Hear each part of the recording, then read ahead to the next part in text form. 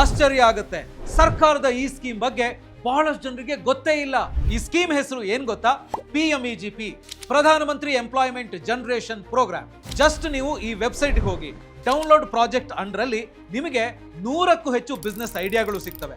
ಅದರಲ್ಲಿ ನಿಮಗೆ ಇಷ್ಟ ಆಗಿರುವಂತ ಬಿಸ್ನೆಸ್ ಐಡಿಯಾ ಮೇಲೆ ಕ್ಲಿಕ್ ಮಾಡಿದ್ರೆ ಆಯ್ತು. ಕಾಸ್ಟಿಂಗ್ ಎಷ್ಟು, ಪ್ರಾಫಿಟ್ ಎಷ್ಟು, ರಾ ಮೆಟೀರಿಯಲ್ಸ್ ಎಲ್ಲಿಂದ ಸೋರ್ಸ್ ಮಾಡೋದು, ಮಷೀನರಿಗಳು ಎಲ್ಲಿ ಸಿಗ್ತವೆ, ಹೀಗೆ ಆ ಬಿಸ್ನೆಸ್ ಗೆ ಸಂಬಂಧಪಟ್ಟಂತೆ A to Z ಮಾಹಿತಿ ಇಲ್ಲಿ ಸಿಗುತ್ತೆ.